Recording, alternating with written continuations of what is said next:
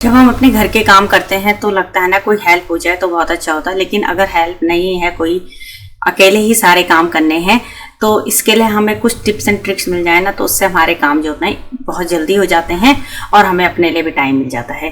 तो hello my dear friend, मैं नीलम कुकरेती स्वागत करती हूँ आपका अपने इस चैनल पे।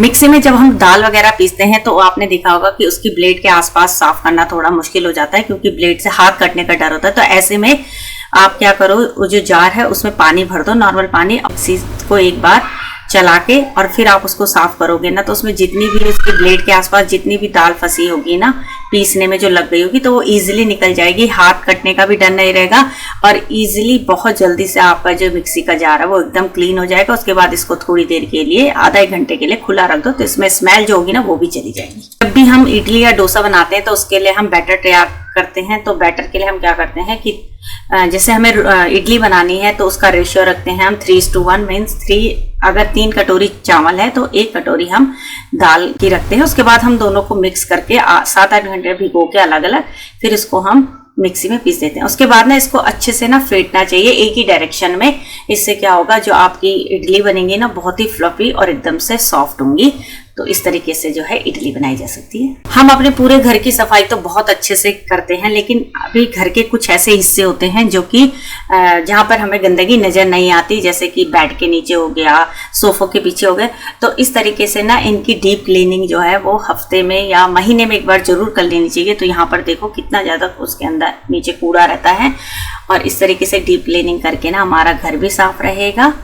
जब भी हम वाटर बॉटल लेते हैं या कोल्ड ड्रिंक की बॉटल लेते हैं तो उनको जब हम खाली कर देते हैं तो उनको एज इट इज नहीं फेंकना चाहिए, क्योंकि जो नकली सामान बेचने वाले होते हैं ना उनका मिसयूज कर सकते हैं। तो उसमें वो नकली सामान भर के दोबारा से मार्केट में उस सामान को बेच सकते हैं। तो इससे क्या होगा, हो सकता है वो बॉटल दोबारा हमें ही मिल जाए या हमारा भी नुकसान है और दूसरों का भी। तो इससे इसका बेस्ट भी ये होता है कि उस बॉटल को या तो आप बहुत अच्छे से क्रश कर दो, ठीक है ना। अगर आप बॉटल को क्रश नहीं कर रहे हो तो जो उसका ढक्कन होता है ना उसको खोल के अच्छे से उसको दांतों से दबा के प्रेस करके उसके बाद उस ढक्कन को ना उसी बॉटल के अंदर डाल दो। तो इससे क्या होगा, वो जो बॉटल है वो अब किसी काम की नहीं रहेगा, डिस्ट्रॉय हो चुकी है। इस तरीके से उस बॉटल का गलत यूज नहीं होगा। तो इस तरीके से हम खुद भी सेफ रहेंगे और दूसरों को भी सेफ रख सकते हैं। तो थोड़ी बहुत इन आदतों से ना हम अपने आप को भी बचा सकते हैं और दूसरों को भी। बच्चे जो होते हैं वाटर बॉटल लेके स्कूल में जाते हैं, और कई बार क्या होता है कि वाटर बॉटल जो होता है वो स्कूल में या तो दूसरों की बॉटल के साथ मिक्स हो जाती है या फिर खो जाती है, और बच्चों को उसकी पहचान ही नहीं होती। तो इसकी आइडेंटिटी के लिए जब भी आप बच्चों को वाटर बॉटल देना उनकी, तो कुछ आइडेंटिटी के लिए कुछ मार्क कर दें। तो नेल पेंट तो हम सबके पास होता ही है, तो नेल पेंट से जो है बॉटल के बिल्कुल बेस पे नीचे आप बच्चे का जो अल्फाबेट होता है ना, बच्चे के नाम का अल्फाबेट, तो वो लिख दो। तो इससे क्या होगा, अगर बच्चे की वाटर बॉटल किसी और के साथ मिक्स भी हो जाए या खो भी जाए, तो बच्चा इजीली जो है उसको ढूंढ सकता है। तो इससे बच्चे की जो वाटर बॉटल है वो खोएगी नहीं। तो मैंने भी ना इसी तरीके से जो दोनों बच्चों की वाटर बॉटल है उसमें नेम लिख दिया विद सर नेम। तो अब बॉटल जो हमारी बिल्कुल सेफ रहेगी। हरी मिर्च बहुत तीखी होती है लेकिन खाने का बहुत ज्यादा स्वाद बढ़ाती है, और जिस भी खाने में हम हरी मिर्च डाल देना तो उसका स्वाद बढ़ जाता है। साथ ही इसके ना बहुत ही ज्यादा बेनिफिट होते हैं, हमारे स्वास्थ्य के लिए बहुत ज्यादा लाभकारी होती है।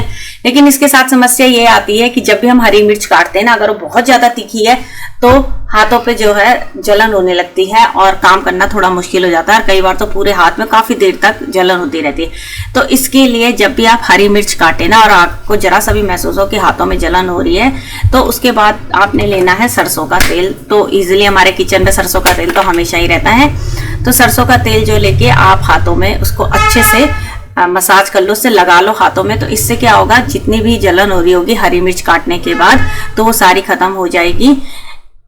दूध में जब मलाई लग जाती है ना, तो उस मलाई को अलग से डिब्बे में स्टोर करके रख लेना चाहिए, क्योंकि ये मलाई से जो है होता है घी बन जाता है। घर का घी जो होता है ना बहुत ही ज्यादा टेस्टी होता है, और इससे पैसों की भी बचत होती है, क्योंकि बाहर से घी लाने की फिर इतनी जरूरत नहीं पड़ती। अगर अच्छे से ज्यादा मोटी मलाई लगी हो ना, तो यहाँ पे जो फुल क्रीम दूध था तो काफी ज्यादा मलाई लग जाती है उससे, और यहाँ पे फिर उसको जो है अलग से किसी डोंगे में या फिर कोई भी बर्तन हो उसमें स्टोर करके रख दो। तो हफ्ता 10 दिन में ना काफी मलाई स्टोर हो जाती है। उसके बाद जब भी आप मलाई से घी बनाओ तो पहले तो उसको फ्रिज से बाहर निकाल देना चाहिए मलाई को, ताकि वो रूम टेम्परेचर में सेट हो जाए। उसके बाद उसके जब उससे हम मिक्सी में फेंटते हैं ना, तो उसके लिए चिल्ड वाटर यूज करना चाहिए, तो उसके बहुत अच्छे से जो होता है मक्खन अपने आप बहुत जल्दी आ जाता है। तो यहाँ पर मैं चॉपर का यूज कर रही हूँ, तो चॉपर से भी ना बहुत अच्छे से मलाई से मक्खन बन जाता है। वैसे तो मिक्सी भी यूज कर सकते हैं, बट चॉपर से क्या होता है थोड़ा टाइम की भी बचत होती है, इसमें तामझाम भी कम होता है और मुझे अच्छा लगता है, सहूलियत सी लगती है। तो चॉपर से मैंने यहाँ पे इसको अच्छे से फेंट दिया था और अब ये देखो कितना अच्छा एकदम गाढ़ा मक्खन निकला है। उसके बाद जो है इस मक्खन को फिर अलग से कढ़ाई में निकाल के रख लेना चाहिए और उसके बाद इसको ना अच्छे से जरूर धोना चाहिए, क्योंकि इसमें थोड़ी हल्की ना महक तो होती है।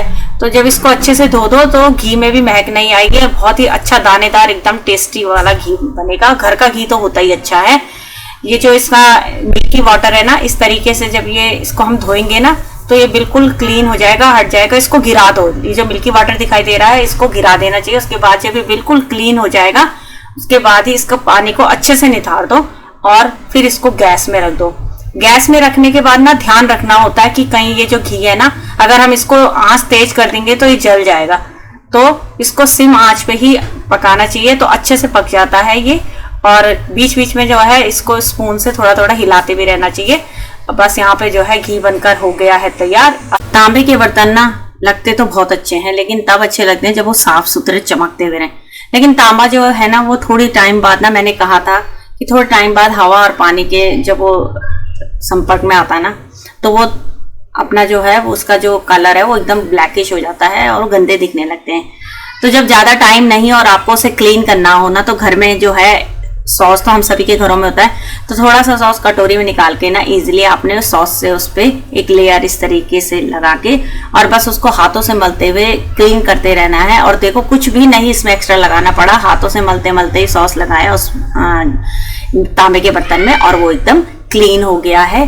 तो इस तरीके से भी हम अपने तांबे के बर्तनों को, जब हमें बहुत जल्दी हो और जल्दी से उन्हें क्लीन करना हो, ज्यादा तामझाम की जरूरत नहीं है, तो इस तरीके से हम इसको क्लीन कर सकते हैं। तो देखो तांबे के बर्तन अब कितने सुंदर लगते हैं। तो चमकते हुए बर्तन चाहे तांबे के हो, चाहे स्टील के हो, चाहे प्लास्टिक के हो, किसी भी चीज के हो ना, तो वो चमकते हुए अच्छे लगते हैं और हमारे किचन की शोभा बढ़ाते हैं। तो ये क्लीन हो गया है, तो इस ट्रिक का यूज करके आप इसको चमका सकते हैं।